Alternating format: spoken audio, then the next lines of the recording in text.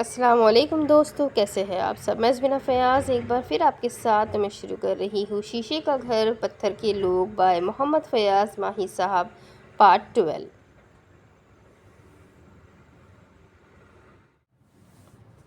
اقصیٰ کا پریشان ہونا فطری عمل تھا، کیونکہ اس کے دل میں سکندر کے لیے جو جذبات تھے وہ قابل بیان نہ تھے، بلکہ وہ دل و جان سے سکندر کی ہو چکی تھی۔ اس کا بس نہ چل رہا تھا کہ وہ اٹھ کر سکندر کے پاس پہنچ جاتی، اور نہ ہی ایسا کوئی راستہ اس کی سمجھ میں آ رہا تھا کہ وہ اس راستے کو استعمال کرتی ہوئی سکندر کی تیمارداری کے لیے ہسپتال پہنچ جاتی۔ اس کی سمجھ میں کچھ نہ آ رہا تھا۔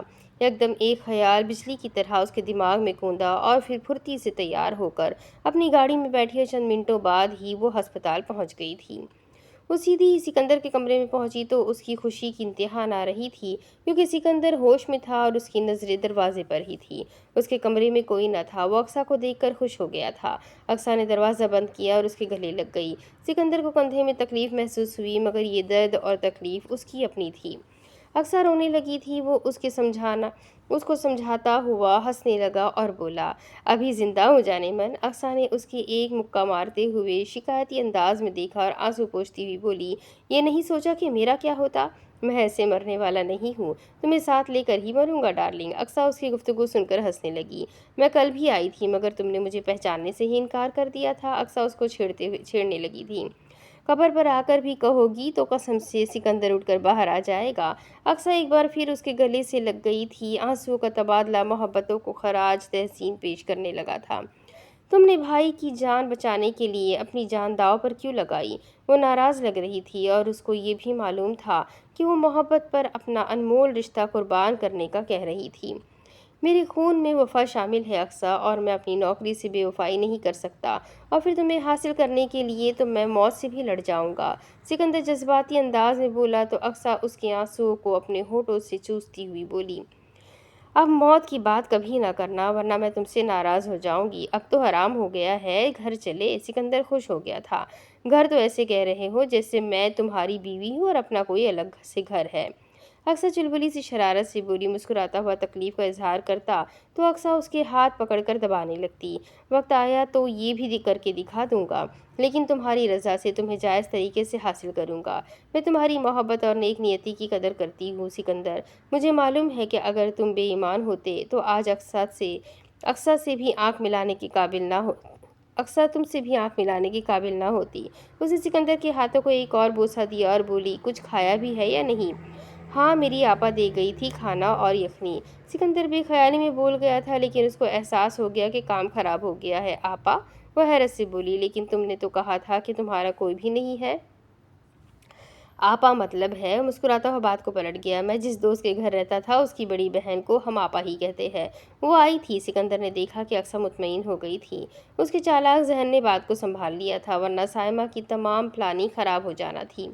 میں چلوں؟ اس نے سکندر سے اجازت طلب کی تو مسکراتا ہوا بولا، دل چاہتا ہے تو پوچھ کیوں رہی ہو؟ میرا خیال ہے کہ نعمان بھائی نہ ادھر آ نکلے۔ وہ اپنا بیگ سمیٹتی ہوئی بولی، ڈرتی ہو ان سے؟ سکندر نے پوچھا۔ اقصیٰ کسی سے نہیں ڈرتی، تم اپنی فکر کرو۔ اس کو چھیڑتی ہوئی بولی تو وہ ہنسنے لگا، مجھے تو موت نہ ڈرا سکی، نعمان عزت کیا چیز ہے؟ دونوں ہنسنے لگے۔ وہ آگے بڑھتی ہوئی اس کے گلے لگی اور بولی، جلدی گھر آؤ، اب گھر میں ہی ملاقات ہوگی، بائے۔ سکندر نے مسکراتے ہوئے آنکھیں بند کر کے اس کو بائے کیا۔ وہ دروازے سے باہر نکلی تو سکندر نے اپنا سر بیڈ کی ٹیک پر ٹکا دیا، لیکن پھر اچانک ہی دروازہ کھلا تو اقصیٰ گھبرائے ہوئے انداز میں اندر داخل ہوئی اور چھپنے کی جگہ دیکھتی ہوئی بولی، نعمان بھائی ادھر آ رہے ہیں۔ اسے اور کچھ نہ سوجھا تو باتھ روم میں ہی داخل ہو گئی، اور دروازہ بند کیا ہی تھا کہ کمرے کا دروازہ کھول کر نعمان عزت اپنے گارڈز کے ساتھ اندر داخل ہو گئے۔ سکندر نے زبردستی ہونٹوں پر مسکان سجائی اور اٹھ کر ان کا استقبال کرنے کی کوشش کی، لیکن نعمان عزت آگے بڑھے اور بولے، لیٹے رہو سکندر، لیٹے رہو۔ اقصیٰ نے اندر نعمان عزت کی آواز سنی تو اس کی سٹی گم ہو گئی۔ اس نے اپنا سانس تک روک رکھا تھا کہ کہیں نعمان عزت کو اس کی ایک چھت کے نیچے سکندر کے علاوہ کسی اور کی موجودگی کی بھنک نہ پڑ جائے۔ تمہارا شکریہ سکندر، تم نے ہماری جان بچانے کے لیے اپنی جان کی پرواہ نہ کی، نعمان عزت نے کہا تو شرمندگی سے بولا، مجھے کیوں شرمندہ کرتے ہیں سر، یہ تو میرا فرض ہے، اور پھر آپ تو ہمارے ملک کا سرمایہ ہے۔ سکندر نے نعمان عزت کے دل میں اتر جانے کی کامیاب کوشش کر لی تھی۔ میری ڈاکٹر سے بات ہوئی ہے، تم آج شام تک فارغ ہو کر گھر اپنے کوارٹر میں شفٹ ہو جانا، تمہارا باقی علاج اب وہیں ہوگا، فکر نہیں کرنا، اوکے؟ نعمان عزت اس کو تسلی دیتے ہوئے بولے اور پھر اٹھتے ہوئے باہر نکل گئے۔ سکندر نے سکون کی لمبی سانس خارج کی اور اقصیٰ سے بولا، اب آ جاؤ ڈارلنگ۔ اقصیٰ ناک پر ہاتھ رکھے باہر نکل آئی۔ وہ بھی پرسکون انداز میں سانس خارج کرتی ہوئی بولی، شکر ہے بال بچ گئے۔ اگر پکڑے جاتے تو؟ سکندر شرارتی انداز میں بولا تو وہ ہنسنے لگی۔ تو پھر زمانہ بھی دیکھتا کہ اقصیٰ ابھی کے ابھی تمہاری ہو جاتی اور نعمان عزت بھی دیکھتے۔ اس کے مصمم ارادے دیکھ کر سکندر نے اسے مزید چھیڑا، تو اس کا مطلب ہے کہ میری ہونے کے لیے سرجی کا ہونا ضروری ہے؟ سکندر! وہ مصنوعی غصے سے آنکھیں نکالتی ہوئی اس کو مارنے کو لب کی تو سکندر نے اپنے بازو وا کر دیے۔ وہ اس کے بازو میں گم ہو گئی تو سکندر بولا، ڈاکٹروں کو علم ہی نہیں ہے کہ میرا علاج ہو گیا ہے۔ دونوں ہی ہنسنے لگے۔ جویریہ حارث کو پا کر خاصی خوش تھی۔ وہ چند دن رہنے کے لیے جسٹس بصیر احمد کے گھر آئی ہوئی تھی۔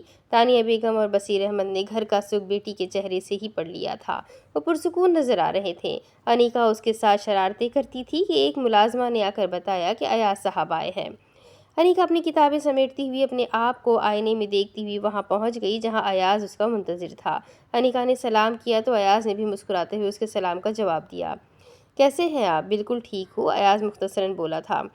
آپ ہی بھی آئی ہوئی ہیں؟ انیکا کی زبانی جویریہ کی آمد کا سن کر وہ چونک گیا کہ انیکا نے اس کو خصوصی طور پر ہی کیوں یہ بتایا تھا کہ جویریہ بھی آئی ہوئی ہے۔ وہ محض مسکرا کر رہ گیا اور انیکا کو پڑھانے لگا۔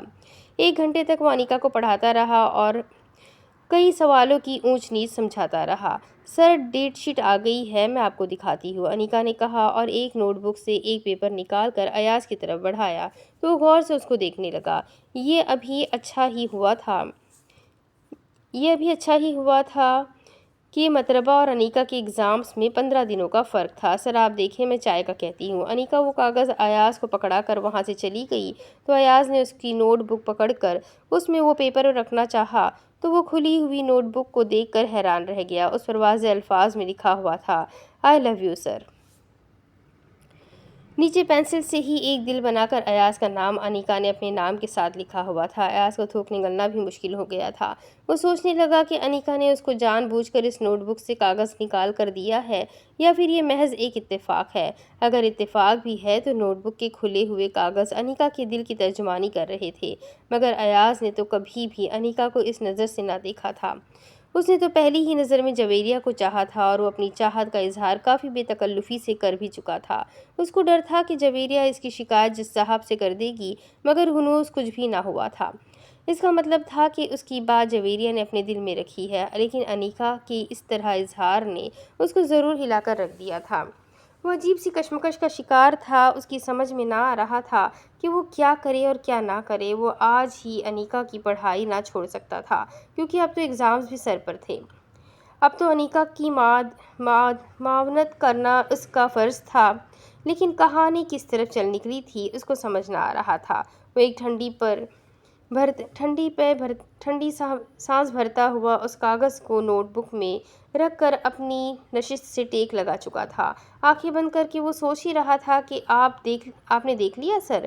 کی آواز نے انیکا کے دل کی ترجمانی کرتے ہوئے اس کو خود کی طرف توجہ دینے پر مجبور کر دیا تھا۔ انیکا نے 3 کپ ٹرے میں رکھے ہوئے تھے۔ ایاز حیرت سے اس کی طرف دیکھ رہا تھا۔ ہاں، میں نے ڈیٹ شیٹ کا پیپر دیکھ لیا ہے۔ تمہیں تمام تر توجہ اپنی تعلیم پر دینی ہوگی۔ ایاز نے اس کو معنی خیز انداز میں سمجھانا بھی چاہا، اور یہ تیسرا کپ کس لیے؟ اس نے ٹرے میں تیسرا کپ دیکھتے ہوئے انیکا سے سوال کیا تھا، مگر اس کا جواب اسے اسی وقت مل گیا تھا جب جویریہ ان کے پاس آ کر بیٹھتی ہوئی السلام علیکم بولی۔ وعلیکم السلام، کیسی ہیں آپ؟ ایاز کا حسرت بھرا لہجہ جویریہ کو تو چونکا گیا تھا، مگر انیکا محفوظ ہو رہی تھی۔ آپ کیا محسوس کر رہے ہیں؟ جویریہ نے ایاز سے سوال کر دیا۔ روتا ہوا بچہ چاند مانگے اور اسے چاند بھی مل جائے تو وہ جیسا محسوس کرتا ہے، اس وقت میں بھی دیکھ رہا ہوں کہ آپ وہ خوشی محسوس کر رہی ہے جس کی آپ نے خواہش کی تھی۔ ایاز نے چائے کا ایک گھونٹ بھرا اور اپنی کہی ہوئی بات کا اثر جویریہ کے چہرے پر دیکھنے لگا۔ اس کو وہاں خوشی اور آسودگی ہی نظر آ رہی تھی۔ کچھ بچے اتنے ناسمجھ ہوتے ہیں کہ سورج کو چاند سمجھ کر اس کی طلب کر بیٹھتے ہیں۔ جویریہ کا دلچسپ جواب سن کر ایاز مسکراتا ہوا بولا، ہاں، ایسا تب ہوتا ہے جب کئی دن کوہرا چھٹنے کا نام ہی نہ لے اور سورج کو اپنا صقر بادلوں کا پیرہن اوڑھ کر ہی کرنا پڑے۔ جویریہ نے بہت سی کتابیں پڑھی ہوئی تھی اور وہ اس وقت ایک استاد کے سامنے بیٹھی ہوئی تھی۔ وہ اس کا استاد تو نہ تھا، مگر وہ دور ذہن اور میچور لڑکیوں کو تعلیم دیتا تھا۔ الفاظ سے کھیلنا اور ان کو سلیقے سے سجا کر پیش کرنا ہی ایاز کا کمال تھا۔ جویریہ محتاط رویہ اختیار کرتی ہوئی بولی، محبت ہر درد اور ہر چوکھٹ کی محتاج نہیں ہوتی۔ جویریہ کا براہ راست ہی محبت کی باتیں کرنا انیکا کو بھی چونکا گیا تھا۔ وہ بھی ان کی باتوں میں دلچسپی لیتی ہوئی خاموشی سے بیٹھی ہی چائے سے لطف اندوز ہو رہی تھی۔ لیکن محبت اپنا لبادہ جس کو پہنا دیتی ہے، وہ در اور ہر چوکھٹ کا محتاج ہو جاتا ہے۔ میں سمجھی نہیں ایاز۔ پہلی بار جویریہ نے اس کو اس کے نام سے پکارا تھا۔ ہر کسی کے چہرے میں اپنا چہرہ ڈھونڈنے کے لیے انسان کو در در کا محتاج بننا پڑتا ہے۔ وہ بولا، چہرہ گم ہی نہ ہونے دیا جائے، پھر اس تکلیف سے انسان بچ جاتا ہے۔ جویریہ بولی، بعض اوقات آئینے بھی دھوکہ دے جاتے ہیں۔ آئینہ کبھی غلط نہیں ہوتا، انسان کو خوش فہمی اور غلط فہمی ہی اندھا کر دیتی ہے۔ ایسا ہی کچھ میرے ساتھ بھی ہوا ہے شاید۔ میں آئینہ ہی صاف کرتا رہا، مگر گرد میرے اپنے چہرے پر جمی ہوئی تھی۔ تو پھر قصور کس کا ہوا؟ جویریہ اس پر حاوی ہو چکی تھی۔ ان لمحات کا قصور ہے جب انسان خوش فہمی کا شکار ہوتا ہے۔ وہ اپنی چائے ختم کر چکا تھا۔ ان لمحات کو قید بھی تو نہیں کیا جا سکتا۔ وقت اور صیاد بہت بڑے ظالم ہوتے ہیں، یہ انسان کو اپنے قفس میں بری طرح جکڑ لیتے ہیں۔ ایاز بولا تو وہ مسکراتی ہوئی بولی، میرا خیال ہے کہ آپ نے بھی کافی کتابیں پڑھی ہیں، لیکن آپ جتنی نہیں۔ ایاز نے برملا اظہار کیا تو مسکراتی ہوئی بولی، کیا آپ انیکا کی اسٹڈی سے مطمئن ہیں؟ جی بالکل، وہ مختصراً بولا تو جویریہ ہنستی ہوئی کہنے لگی، اور مطربہ؟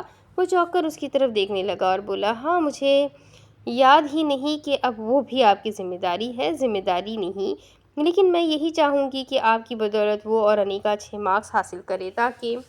وہ انیکا کی طرف دیکھتی ہوئی بات ادھوری چھوڑ کر اٹھ کھڑی ہو گئی۔ انیکا سمجھتی ہوئی کپ اٹھا کر وہاں سے چلی گئی۔ تاکہ؟ ایاز نے استفہامی انداز میں پوچھا تو جویریہ اس کی آنکھوں میں آنکھیں ڈالتی ہوئی بولی، تاکہ آپ انیکا اور مطربہ کو پڑھانے آتے رہے۔ یہ کہہ کر وہ اندر کی جانب چلی گئی، لیکن ایاز کو بہت کچھ کہہ گئی تھی۔ یہ ایاز کی غلط فہمی تھی یا پھر جویریہ اس کو اپنی بات سمجھا نہ سکی تھی؟ وہ ہونٹوں کو زبان سے کاٹتا ہوا وہاں سے نکل آیا تھا۔ دوسری طرف، امی اب آپ کسی کے بھی گھر میں کام نہیں کرے گی۔ ریشم نے اپنا فیصلہ سنایا تو سائمہ ہنستی ہوئی اس کی طرف دیکھنے لگی، اور ایاز تو باقاعدہ اٹھ کر اس کے سر کو پکڑ کر ادھر ادھر سے دیکھنے لگا تھا۔ کیا کر رہے ہو یہ؟ وہ چیخنے والے انداز میں بولی تو سائمہ بھی ہنستے ہوئے ایاز کی طرف استفہامی انداز میں دیکھنے لگی تو وہ بولا، امی مجھے تو کہیں سے بھی نہیں لگتا کہ اس کے دماغ کو کوئی چوٹ آئی ہے اور یہ بہکی بہکی باتیں کرنے لگی ہے۔ سائمہ تو ہنس پڑی، لیکن ریشم جلتی ہوئی بولی، میں اپنا گھر لے رہی ہوں، ہم تینوں وہاں رہیں گے۔ ایاز کی شادی ہوگی، گھر میں بھابھی ہوگی۔ اچھا! ایاز کا انداز طنزیہ اور حیران کن تھا۔ اس بھابھی کا نام، پھر میرے بچوں کے نام، پھر ان کے لیے کام، اور پھر ان کے بچوں کے نام۔ بس بھی کرو آپی، کیا ہو گیا ہے آپ کو؟ ایاز ٹھیک کہتا ہے ریشم، تم جو بھی کہنا چاہتی ہو کھل کر کہو، سائمہ نے کہا تو وہ اور بھی سنجیدگی چہرے پر سجاتی ہوئی بولی، امی میں مذاق نہیں کر رہی ہوں، کمپنی کی طرف سے مجھے اپنے گھر کا کہا گیا ہے، اور گھر بھی وہ جو میری مرضی کا ہوگا۔ سائمہ کے چہرے پر ہوائیاں اڑ گئی تھی، وہ ریشم کو مشکوک نظروں سے دیکھنے لگی اور ایاز تو گمسم ہی کھڑا رہ گیا تھا۔ آپا، وہ اتنا ہی بول سکا تھا۔ ریشم نے اس کی طرف دیکھا اور بولی، ایاز میرے بھائی، اب تم کبھی بھی پھٹی ہوئی شرٹ پہن کر یونیورسٹی نہیں جاؤ گے، امی کسی کے بھی گھر میں کام نہیں کریں گی، ہم کسی کا جھوٹا کھانا نہیں کھائیں گے، کسی کی اترن نہیں پہنیں گے۔ مجھے لگتا ہے کہ تم مذاق کر رہی ہو یا پھر واقعی تمہارے سر میں کوئی چوٹ لگ گئی ہوگی، سائمہ نے جھلا کر کہا اور اندر کمرے کی جانب چلی گئی تو تیز ٹرین نے گزرتے ہوئے ان کے کوارٹر میں بھی ہلچل مچا دی تھی۔ ایاز اس کو جھلائے ہوئے انداز میں کھڑے دیکھتے ہوئے ہنستا ہوا بولا، ہم اپنی گاڑی کب لے رہے ہیں آپا؟ وہ طنزیہ انداز میں بولا تھا اور اپنی ہنسی قابو کرنے میں اس کو دقت ہو رہی تھی۔ اگلے ماہ، وہ پرعزم ارادے سے بولی تو ایاز کی ہنسی ہی چھوٹ گئی تھی۔ ٹھیک ہے میڈم، جب بھی آپ گاڑی اور گھر لے لیں تو بندہ ناچیز کو ضرور بتانا، کافی خوشی ہوگی مجھے۔ وہ بھی اندر کمرے میں چلا گیا تھا۔ ریشم وہیں کھڑی تھی، اس نے اپنے اکاؤنٹ میں 1 کروڑ روپے کی رقم ٹرانسفر کروائی تھی۔ نعمان عزت نے اپنا وعدہ پورا کیا تھا۔ اس نے بلینک چیک کو سونے کا انڈا دینے والی مرغی سمجھتے ہوئے صرف انڈے ہی کھانے کا سوچا تھا۔ اس نے 1 کروڑ روپیہ اپنے اکاؤنٹ میں جمع کروانے کے بعد نعمان عزت کو بتا دیا تھا۔ وہ اس کی طرف دیکھتے ہوئے بولے تھے، اتنی بڑی رقم، اتنی مہنگی سیکرٹری کسی کی بھی نہیں ہوگی، لیکن تم نے جو سکون مجھے دیا ہے یہ قیمت بھی کم ہے۔ میں نے آپ کے چیک کا ناجائز فائدہ نہیں اٹھایا سر، وہ ادا سے بولی تھی۔ تم نے نعمان عزت کے دل پر قبضہ کر لیا ہے ریشم، وہ اس کی زلفوں سے کھیلتے ہوئے بولے تھے، اور آپ بھی ریشم کے حواس پر چھائے رہیں گے۔ آپ نے ہی تو مجھے بتایا ہے کہ زندگی کیا ہوتی ہے، اور یہ زندگی اتنی حسین ہوتی ہے، مجھے علم ہی نہ تھا۔ نعمان عزت ہنستے ہوئے اس کی باتیں سن کر بولے، ابھی تو دیکھتی جاؤ کہ نعمان عزت تمہیں کس کس دنیا سے روشناس کرواتا ہے۔ یہ کہہ کر نعمان عزت اس کو اپنے بیڈ روم میں لے گئے تھے۔ اچانک گاڑی کے تیز بیل نے اس کو چونکنے پر مجبور کر دیا تھا۔ وہ اپنے اسکوٹر کو دیکھتی ہوئی منہ ہی منہ میں بولی، آپ کو کیا علم امی اور ایاز کہ میں نے کتنی بڑی قیمت ادا کر کے اپنے سپنوں کو حقیقت میں بدلا ہے۔ وہ بھی اندر چلی گئی، لیکن اس نے دیکھا کہ سائمہ اس کی طرف مشکوک انداز میں دیکھ رہی تھی، اور وہ نہ چاہتے ہوئے بھی سائمہ سے نظریں چرا گئی تھی۔ وہ کسی بھی صورت پر سائمہ کو یہ سچائی نہ بتائے گی کہ اس نے عزت کا سودا کر کے ہی باعزت بننے کی کوشش کی ہے۔ دوسری طرف جویریہ نے گھوم پھر کر پورا گھر دیکھ لیا تھا۔ اس کو اس بات کا بھی تجسس تھا کہ وہ نعمان عزت کا سیاسی ڈیرا بھی دیکھے، لیکن حارث نعمان نے منع کرتے ہوئے کہا تھا کہ وہاں پر غیر مردوں کی فوج ہر وقت موجود رہتی ہے۔ وہ وقتی طور پر تو مان گئی تھی، لیکن اس کو وہ حصہ بھی دیکھنے کی جستجو بھی تھی اور تجسس بھی تھا۔ اس نے سکندر کا کوارٹر اور دیگر ملازموں کی رہائش گاہیں بھی دیکھی تھی، اور وہ اس خوبصورت محل کی رانی بن گئی تھی۔ اس کو اس عمارت اور لان کی خوبصورتی سے زیادہ اس بات کی خوشی تھی کہ حارث نعمان اسے دل کی گہرائیوں سے محبت کرتا ہے۔ اس کے تمام گھر والے بھی اس کی عزت کرتے ہیں۔ یہی بات کی خوشی کو وہ اللہ کی مہربانی سمجھ رہی تھی اور خوشگزار تھی۔ اب بھی وہ لان میں بیٹھی ہوئی تھی کہ اس کے فون پر حارث کی کال آنے لگی۔ اس نے مسکراتے ہوئے کال ریسیو کی۔ السلام علیکم۔ وعلیکم السلام جناب، کیسی ہو؟ حارث نعمان خوشگوار موڈ میں بولا تھا۔ آپ کا ساتھ ہے، پیارا گھر ہے، پیارے لوگ ہیں، اور تو پھر جویریہ حارث ٹھیک ہی ہوگی نا؟ وہ بھی مسکراتی ہوئی بولی تو دوسری طرف سے حارث نعمان کا جاندار کہا اس کو حیران کر گیا۔ اچھا، تمہارے لیے خوشخبری ہے۔ یہ سن کر جویریہ نے موبائل دوسرے کان سے لگایا اور ایک خوبصورت ادا سے بولی، آپ جلدی گھر آ رہے ہو؟ نعمان حارث ہنستے ہوئے بولا، میری جان، میں تمہارے پاس ہی تو ہوں۔ جویریہ سن کر اپنے دائیں بائیں گھوم کر دیکھا تو حارث نعمان ہنستا ہوا لوٹ پوٹ ہونے لگا تھا۔ جانے من ذرا نظر جھکا کر اپنے دل کو ٹٹولو تو ہم تمہیں نظر آ جائیں گے۔ جویریہ اپنی بے وقوفی پر ہنسنے لگی تو وہ بولا، گیس کرو کہ کیا خوشخبری ہے؟ ہم ڈنر کرنے کسی فرینڈ کے یہاں جا رہے ہیں۔ نو، یہ تو روٹین ہے، وہ انکار میں بولا۔ روٹین سے ہٹ کر ہے یار، گیس کرو، کم آن۔ نہ تنگ کرے نا پلیز حارث، مجھے بتائے نا۔ وہ کسی بھی بات کا تجسس برداشت نہ کر پاتی تھی۔ میں ہار گئی، نعمان حارث کہا لگاتے ہوئے بولا۔ ہم یعنی کہ Mr and Mrs Haris Noman next week honeymoon کے لیے سوئٹزرلینڈ جا رہے ہیں۔ واو! یہ سنتے ہی جویریہ خوشی سے ناچنے لگی تھی۔ ریئلی یار، مجھ پر یقین نہیں ہے۔ حارث نعمان اس کی کیفیت سے حظ اٹھا رہا تھا۔ خود سے بھی زیادہ اعتماد اور یقین ہے حارث، وہ سنجیدہ ہوتی ہوئی بولی تو مسکرانے لگا۔ تو پھر تیاری کرو، میں نے ٹکٹ کنفرم کروا لیے ہیں، حارث نے کہا تو وہ خوش ہوتی ہوئی بولی، آپ جلدی آ جائیں نا پھر۔ حارث نے اس کی بات سن کر کال منقطع کر دی تو وہ سوئٹزرلینڈ کے سپنے دیکھنے لگی۔ ایک مرتبہ اس نے جسٹس بصیر احمد سے کہا تھا کہ وہ کینیڈا جا کر تعلیم حاصل کرنا چاہتی ہے، تو انہوں نے کہا تھا کہ اب اپنے شوہر کے ساتھ ہی کسی دوسرے ملک جانا تو بہت روئی تھی۔ لیکن آج اس کو بصیر احمد کی بات بھی یاد آ رہی تھی تو وہ ہنس رہی تھی، کیونکہ اس کو حارث جیسا محبت کرنے والا شوہر ملا تھا۔ وہ اٹھ کر اپنے کمرے میں جانے لگی تو اس نے دیکھا کہ اقصیٰ سکندر کے کوارٹر کے پاس کھڑی تھی۔ پہلے تو جویریہ کو اچنبھا ہوا، مگر دوسرے ہی لمحے اس نے دیکھا کہ اقصیٰ موبائل پر کسی سے بات کر رہی تھی۔ وہ ٹہلتی ٹہلتی ادھر جا نکلی تھی۔ اب وہ اپنی ہی باتوں میں مگن تھی اور وہ اس کی نظروں سے اوجھل ہو گئی تو جویریہ بھی کندھے جھٹکتی ہوئی اپنے کمرے میں جانے کے لیے عمارت کی طرف بڑھ گئی تھی۔ سکندر صحتیابی کی طرف مڑ رہا تھا۔ وہ اپنے کوارٹر میں آرام کرتا رہتا تھا۔ گھر آنے کے بعد اقصیٰ ایک بار ہی اس کو ملنے آئی تھی اور سکندر سمجھ سکتا تھا کہ اقصیٰ مجبور ہے۔ اس کو اقصیٰ سے کوئی بھی گلہ نہ تھا، اس کا ہر طرح سے خیال رکھا جا رہا تھا۔ اس کے کھانے کے لیے نعمان عزت نے تازہ فروٹ اور دیگر لوازمات بھی کروا دیے تھے۔ سکندر کو اس بات کی سمجھ نہ آئی تھی کہ صرف اس کو ہی کیوں گھر والی سائٹ پر کوارٹر میں رکھا گیا ہے، جبکہ وہ بھی ایک ملازم تھا اور ملازموں کو گھر والی طرف پر آنے کی اجازت نہ تھی۔ شاید یہ وجہ تھی کہ سکندر نعمان عزت کا ملٹی ٹیلنٹڈ ملازم تھا۔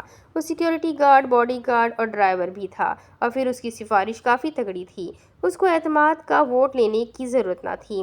وہ نعمان عزت کے معیار پر اعتماد پر کئی مرتبہ پورا اتر چکا تھا۔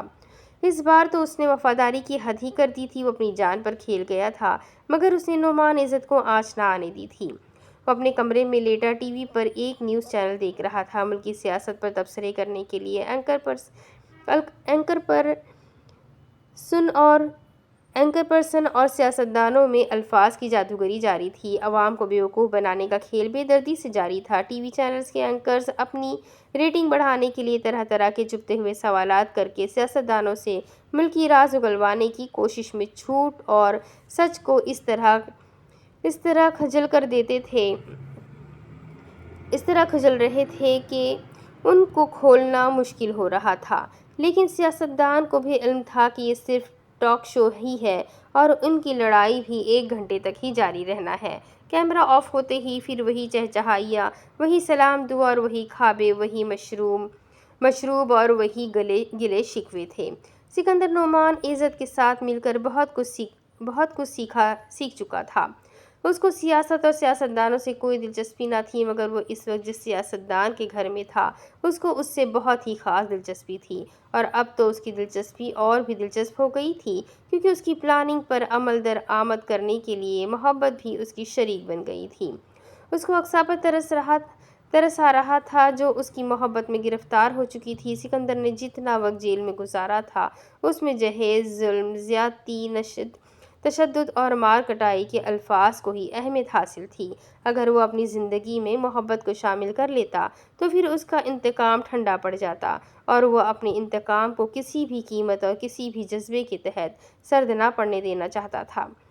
اس کو سردیوں کی وہ سرد اور تلخ رات کبھی بھی نہ بھول سکتی تھی۔ اس کو ٹھنڈے فرش پر برہنہ حالت میں لٹایا گیا تھا اور جیل کا عملہ اس سے باری باری زیادتی کرتا رہا تھا۔ اس کی چیخیں اور سسکیاں سننے والا کوئی نہ تھا۔ اس کو ننگے بدن کھڑے کر کے اس کے دونوں پاؤں پر ایک ڈنڈا رکھ کر پولیس والا اس ڈنڈے پر پورے وزن کے ساتھ کھڑا ہو جاتا تھا۔ اس کے پاؤں کی ہڈیاں چٹک چٹک کر ٹوٹ جاتی تھیں۔ اس کو چند دن کے آرام کے بعد پھر ناقابل برداشت اذیت ناک ظلم سے گزرنا پڑتا تھا۔ ایسا سب کچھ سمیع اللہ کی بدولت ہی ہوتا تھا۔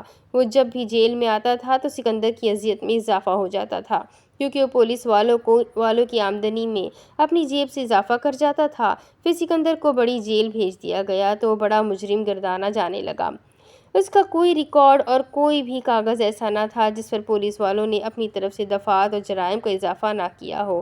وہ خاموشی سے ہر ظلم سہتا ہوا اپنی مقررہ سزا کو کاٹنے لگا تھا۔ اس دوران اس کی دوستی کئی نئے بدماشوں اور کئی نامور گنڈوں سے ہو گئی تھی۔ اس نے جیل میں شریفانہ طرز عمل اختیار کرتے ہوئے پڑھنا بھی سیکھا، ڈرائیونگ بھی سیکھی اور بہت سے ہنر سیکھنے کے ساتھ ساتھ اس نے اسلحہ چلانا بھی سیکھا تھا۔ اس کو اپنی اذیت ناک راتیں اور دکھ بھرے دن یاد آتے تھے۔ وہ ایک جیل سے دوسری جیل گھومتا ہوا اب جب اپنی سزا پوری کر چکا تو واپس اسی جیل میں آ گیا تھا جس سے گیا تھا۔ جیل کا تمام عملہ ہی تبدیل ہو چکا تھا۔ اس کی رہائی کی خبر پر اس کے ساتھیوں نے اس کو مبارکبادیں دی تھیں۔ اس کی نعمان عزت کے گھر میں نوکری کا بندوبست بھی جیل میں ہی ایک سیاستدان کی ٹانگیں دبانے سے ہو گیا تھا۔ وہ سمیع اللہ کو قتل کرنا چاہتا تھا اور تقدیر اس کو ملک بھر کی جیلوں کی ہوا کھلاتی ہوئی، طرح طرح کا پانی پلاتی ہوئی واپس اسی جگہ پر لے آئی تھی جہاں سے وہ چلا تھا۔ آج اس کے انتقام کی آگ اور بھی بھڑکی ہوئی تھی، کیونکہ اس نے سمیع اللہ کو دیکھ لیا تھا اور وہ اس کو قتل کر کے اپنے انتقام کی بنیاد بھی رکھنا چاہتا تھا، مگر موقع کی تلاش میں تھا۔ تقدیر اس کو مواقع فراہم ہی نہ کر رہی تھی، یا پھر تقدیر اس کو قاتل کے روپ میں نہیں، ایک پیار کرنے والے پریمی کے روپ میں دیکھنا چاہتی تھی۔ اس نے کرہ کر اپنی آنکھیں بند کر لی اور آنے والے آنسوؤں کو بہنے دیا۔ اس کا کوئی بھی رشتہ دار نہ تھا، وہ صرف سائمہ کا بھائی تھا اور سائمہ اس کی بہن تھی۔ وہ دونوں بہن بھائی ایک دوسرے پر جان چھڑکتے تھے۔ سائمہ نے جب سکندر سے اس کی جیل والی زندگی کی داستانیں سنی تو وہ اس کی گود میں لیٹ کر بے اختیار روتی رہی تھی۔ سکندر کو سائمہ نے بچوں کی طرح رکھا ہوا تھا، مگر پھر ایک طوفان ایسا آیا کہ اس طوفان نے سائمہ اور سکندر کو جدا ہونے پر مجبور کر دیا۔ اس کے کانوں میں آج بھی سائمہ کی چیخیں گونج رہی تھی۔ وہ قرآن کریم ہاتھ میں اٹھائے سمیع اللہ اور نعمان عزت کے قدموں میں گری ہوئی پکار رہی تھی، میرا یقین کرو میں طوائف نہیں ہوں، میں طوائف نہیں ہوں، میرا اس بازار سے کوئی تعلق نہیں ہے، میرا یقین کرو۔ وہ روتی اور چیختی چلاتی جاتی تھی مگر نعمان عزت نے اس کی ایک نہ سنی اور اس کو ٹھوکریں مار مار کر بے ہوش ہونے پر مجبور کر دیا تھا۔ اور 5 سالہ سکندر اس ظلم و بربریت پر آگے بڑھا تو سمیع اللہ نے اس پر پستول تان لیا۔ سکندر نے ناسمجھی میں اس پستول کو پکڑ کر چھینا جھپٹی شروع کر دی تو ایک گولی چلی جو سیدھی حویلی کے ایک ملازم کو لگی۔ وہ وہیں پر اپنی جان کی بازی ہار گیا۔ سکندر کو یقین تھا کہ وہ گولی سمیع اللہ کے ہاتھوں سے چلی تھی مگر اس کو قاتل بنا کر پولیس کے حوالے کر دیا گیا۔ پھر وہ پولیس والوں کے رحم و کرم پر جوان ہوتا ہوا سکندر بن گیا۔ سکندر نے ذہن کو جھٹکا دیتے ہوئے آنکھیں کھولی تو وہ اپنے کوارٹر میں تھا اور آنکھیں خون رو رہی تھی۔ اس نے زور زور سے چیخنا چاہا مگر اس کی اس کو اجازت نہ تھی۔ اس نے اپنا درد ان دیواروں سے کہنا شروع کیا تو دیواریں بولنے لگی کہ ہمارے نہ صرف کان ہے بلکہ زبان بھی ہے اور ہم تمہاری اصلیت اس گھر کے مالک کو بتا دیں گے۔ سکندر نے ہونٹوں پر چپ کی مہر لگا لی تھی۔ وہ خاموش ہو کر اس بات کا منتظر تھا کہ نعمان عزت کو اقصیٰ کے ذریعے کنگال کر دے گا۔ اس کو اقصیٰ کی محبت کا ساتھ چاہیے تھا اور اپنا اعتماد بڑھانے کے لیے اس کو بہت محتاط رہنے کی ضرورت تھی۔ اس نے محسوس کیا کہ کوارٹر کے دروازے پر ہلکی سی دستک ہوئی ہے۔ وہ حیران ہو کر بیڈ سے اٹھا اور دروازہ کھول دیا۔ اس کے سامنے اقصیٰ اپنی تمام تر رہنائیوں کے ساتھ کھڑی تھی۔ اس نے گھڑی پر نظر ڈالی تو رات کے 2 بج رہے تھے اور اقصیٰ اس کے دروازے پر کھڑی تھی۔ اس کی آنکھوں میں خمار دیکھ کر اس کی نیت بھاگ گیا تھا مگر اس لمحہ اس سے بات کرنے کا مطلب اپنی موت کو آواز دینا تھا کیونکہ سردی کی رات اور رات کے اس پہر خاموشی میں آواز کافی دور تک سنی جانے کا امکان تھا۔ اس نے ایک طرف ہو کر اقصیٰ کو اندر آنے دیا اور خود دروازہ بند کر دیا۔ وہ واپس پلٹا تو اس کی عین توقع کے مطابق اقصیٰ اس کے سینے سے چمٹ گئی۔ اقصیٰ کی نیت خراب لگ رہی تھی لیکن اس کی معصومیت اور محبت کا فائدہ اٹھانے کا سکندر یہ موقع مناسب نہ سمجھتا تھا۔ اس نے اقصیٰ کے بدن کی حرارت اپنے بدن میں محسوس کی تو دھیرے سے حیران و پریشان اقصیٰ کو خود سے الگ کیا اور اس کو بیڈ پر بٹھاتا ہوا خود نیچے قالین پر بیٹھ گیا اور اس کی آنکھوں میں دیکھتا ہوا بولا، ابھی تک سوئی کیوں نہیں ہو؟ نیند نہیں آ رہی جانو؟ وہ ظالم انگڑائی لیتی ہوئی سکندر کو بے ایمان کرنے لگی تھی۔ میں نے اس دن بھی کہا تھا کہ میں بے ایمان نہیں ہوں۔ سکندر اس کی طرف پیار سے دیکھتا ہوا بولا تو وہ اس سے لپٹ گئی اور کہنے لگی، بے ایمانی تو وہ ہوتی ہے جب آپ مالک کی چوری کریں لیکن اس میں تو میری مرضی بھی شامل ہے۔ وہ سکندر کی سانسوں میں اپنی سانسیں ملاتی ہوئی بولی، سکندر آؤ نا پلیز، مجھے اپنی باہوں میں بھر کر میری تشنگی ختم کر دو۔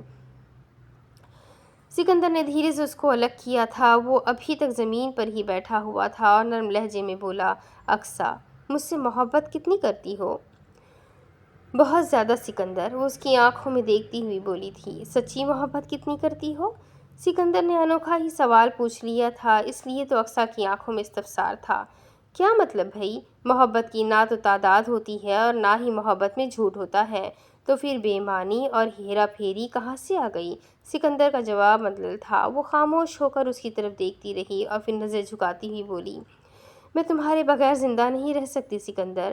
وہ آگے بڑھا اور اس کے ہاتھ پکڑتا ہوا ایک لمبی سی سانس خارج کر کے بولا، اگر میں آج تم سے بے ایمانی کروں اور کل کوئی اندھی گولی مجھے چاٹ لے یا پھر سرجی مجھے نوکری سے نکال دے تو پھر تمہارا کیا ہوگا اقصیٰ؟